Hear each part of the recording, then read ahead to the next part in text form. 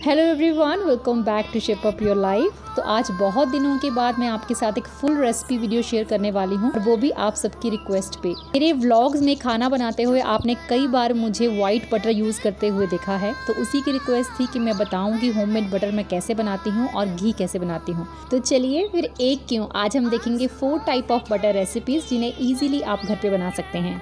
तो first recipe है white butter. White butter यानी कि बेसिक नॉर्मल बटर या फिर होममेड बटर, कुछ भी आप कह सकते हैं, जिन्हें हम सब घर पे बनाते हैं। कुछ लोग मलाई को थोड़ा दही लगा के उसको जमा लेते हैं, उसके बाद उसका बटर बनाते हैं, लेकिन हम मलाई को 8 से 10 दिन तक फ्रिज में स्टोर करते हैं और उसके बाद डायरेक्ट इसका बटर बना लेते हैं। लेकिन आज मैंने 3 से 4 दिन पुरानी मलाई ली है, उसके 2 पार्ट्स कर लिए हैं, क्योंकि एक पार्ट से हम प्लेन बटर और दूसरी पार्ट से हम सॉल्टेड बटर बनाएंगे।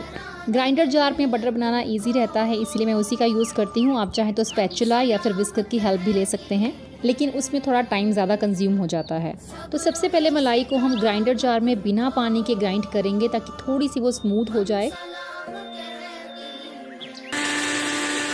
क्योंकि अगर हम पहले ही पानी डाल देंगे तो मलाई पानी को अब्जॉर्ब कर लेती है और मक्खन बनने में उतना ही टाइम ज़्यादा लगता है। उसके बाद थोड़ा थोड़ा पानी डाल के 3 से 4 बार इसे ग्राइंड करेंगे, और आप देखेंगे कि पानी मक्खन से सेपरेट होता जा रहा है, और यही साइन है कि मक्खन बनने वाला है। वेदर समर है तो हम फ्रिज से निकला हुआ ठंडा पानी इसमें ऐड करेंगे। अगर विंटर्स हों तो आपको थोड़ा सा गर्म पानी ऐड करना है, बहुत गर्म नहीं लेकिन ल्यूक वार्म। तो अभी आप देख सकते हैं कि मेरा मिक्सचर जार किस तरह से मूव कर रहा है। इसका मतलब है कि बटर फुली प्रिपेयर हो गया है। तो बस लास्ट में थोड़ी सी मैं इसमें आइस डाल रही हूँ, ताकि बटर थोड़ा सा हार्ड हो जाए, जिससे कि पानी और बटर को सेपरेट करना ईजी रहता है। और अब मैं निकाल रही हूँ इसे एक बाउल में। थोड़ा सा पानी हम इसमें और ऐड कर सकते हैं। ऐसा हम एक तरह से बटर को वॉश करने के लिए ही करते हैं। अगर आपकी मलाई काफ़ी पुरानी है तो ये स्टेप आपको जरूर फॉलो करना पड़ेगा। अगर मलाई फ्रेश है तो इसे आप स्किप कर सकते हैं, लेकिन इस तरह से वॉश करने में अगर मक्खन में कुछ खट्टापन हो तो वो निकल जाता है। तो बस इस तरह से हाथ में लेते हुए इसके बॉल बनाते जाना है और पानी निकालते जाना है और मक्खन सेपरेट करते जाएंगे।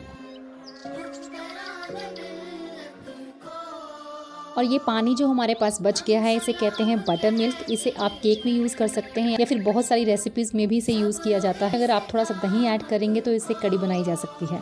और ये है हमारा होममेड बटर, मार्केट के बटर से कहीं कहीं ज़्यादा बेटर। और इस तरह से किसी भी बर्तन में लिड लगा के आप इसे फ्रिज में स्टोर कर सकते हैं, लेकिन 4-5 दिन से ज़्यादा आप इसे स्टोर नहीं कर सकते, क्योंकि इसमें खट्टापन आना शुरू हो जाता है। लेकिन अगर इसमें थोड़ा सा पानी डाल के इसे हम फ्रिज में स्टोर करें और डेली इसका पानी चेंज करते रहें, तो 8 से 10 दिन इसे स्टोर किया जा सकता है।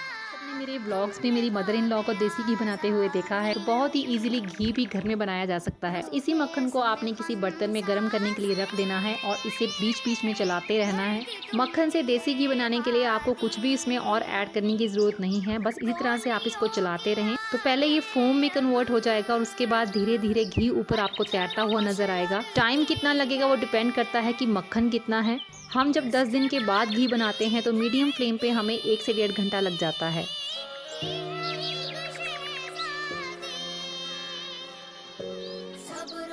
तो अभी आप देख सकते हैं कि आपको ट्रांसपेरेंट घी नज़र आ रहा है, लेकिन इसका वेस्ट जो है अभी उसका कलर वाइट है, तो अभी ये कच्चा है। इसको हम थोड़ा सा और ब्राउन होने तक पकाएंगे, लेकिन जैसे ही ये कलर ब्राउन हो जाए तो फ्लेम ऑफ कर दें, तो घी आपका रेडी है। इसे फिल्टर कर लेंगे and that's it.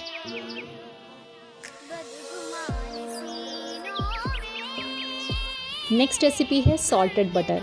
Salted butter यानी कि जो बटर हम मार्केट से लेके आते हैं, ये बिल्कुल देखने में और खाने में सेम बनेगा। डिफरेंस इतना है कि इसमें किसी तरह के कोई प्रिजर्वेटिव्स नहीं होंगे, जिनकी हमें ज़रूरत भी नहीं है। और इसे बनाने के लिए हमें सेम टू सेम वही स्टेप्स फॉलो करने होंगे जो हमने वाइट बटर बनाते वक्त फॉलो किए थे। लेकिन जैसे ही हम पानी ऐड करने वाले स्टेप पे पहुंचेंगे, उस वक्त इसे हल्का कलर देने के लिए हम इसमें ऐड करेंगे येलो फूड कलर। लेकिन मैं फूड कलर ऐड नहीं कर रही हूँ, मैंने इसे कलर देने के लिए थोड़ी सी टर्मरिक पाउडर इसमें ऐड की है, और साथ ही डाला है थोड़ा सा सॉल्ट। क्योंकि हम सॉल्टेड बटर बना रहे हैं तो सॉल्ट तो इसमें जाएगा ही, लेकिन सॉल्ट कितना जाएगा वो आपके टेस्ट पे डिपेंड करता है।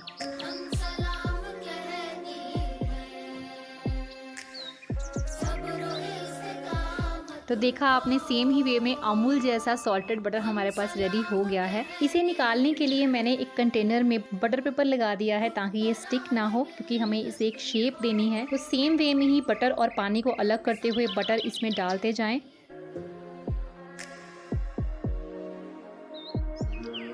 और उसके बाद हाथों या फिर किसी स्पून की हेल्प से इसको फ्लैट कर लें और इसके बाद इसे हम फ्रीज़र में सेट होने के लिए 2 से 3 घंटे रखेंगे। और अगर बात करूँ मैं इसके स्टोर की, प्रिजर्वेटिव्स तो इसमें नहीं है लेकिन हमने इसमें सॉल्ट ऐड किया है। तो आराम से आप इसको 15 से 20 दिन फ्रिज में स्टोर कर सकते हैं, लेकिन अगर आप इसको ज़्यादा टाइम तक स्टोर करना चाहते हैं तो आप इसे फ्रीज़र में 6 to 7 मंथ तक स्टोर करके रख सकते हैं। अभी 3 आवर्स हो चुके हैं और बटर बिल्कुल सेट हो चुका है। हमने इसका बटर पेपर निकाल दिया है। अब इसको पीसेस में हम कट करेंगे।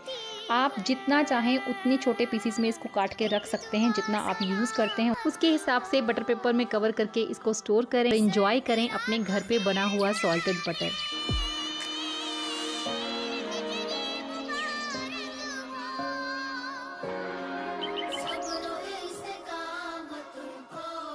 नेक्स्ट रेसिपी है मेरा फेवरेट पीनट बटर। विंटर्स हो या समर, लेकिन 12 मंथ्स में पीनट्स को अपनी डाइट में इंक्लूड करती हूँ, चाहे पीनट स्नैक्स की फॉर्म में या फिर पीनट बटर की फॉर्म में। लेकिन आज हम बनाएंगे बिना ऑयल के पीनट बटर। तो यहाँ पे मैंने रॉ पीनट्स लिए हैं, उनको मैं रोस्ट कर रही हूँ मीडियम फ्लेम पे। कम से कम 8 से 10 मिनट लगेंगे आपको इसको रोस्ट करने में, क्योंकि अगर हम इसे हाई फ्लेम पे रोस्ट करें तो अंदर से रॉ पीनट का ही टेस्ट आता है। रोस्ट कर लेने के बाद इसे निकाल देंगे किसी क्लॉथ नैपकिन पे ठंडा होने के लिए। इस स्टेज पे अगर आप चाहें इसका छिलका अलग करना तो थोड़ा सा इसे रब करके इसका छिलका अलग कर सकते हैं, क्योंकि पीनट बटर को हमेशा बिना छिलके के ही बनाया जाता है। लेकिन चॉइस अपनी है, मैं ये काम नहीं करूंगी क्योंकि मुझे ये छिलका साथ में ही चाहिए, फाइबर है तो मैं इसे वेस्ट क्यों करूं। और उसके बाद हम करेंगे थोड़ा पेशेंस वाला काम, इसे ग्राइंड करेंगे। तो जब हम पहले इसको ग्राइंड करेंगे तो ये पाउडर फॉर्म में आ जाएगा और धीरे धीरे इसका पेस्ट बनना शुरू हो जाता है। और आपको इसको रुक रुक के ग्राइंड करना है और बीच बीच में इसे चेक करते रहें। पीनट्स में बहुत सा ऑयल होता है और जैसे जैसे हम इसे ग्राइंड करते जाएंगे वो अपना ऑयल रिलीज करता जाएगा और पेस्ट की फॉर्म में आता जाएगा। 10 से 15 मिनट का प्रोसेस है और 7 से 8 बार इसको आपको ग्राइंड करना पड़ेगा। उसके बाद हम इसमें ऐड करेंगे थोड़ा सा सॉल्ट और साथ ही में डाल रही हूँ इसमें 1 चम्मच हनी।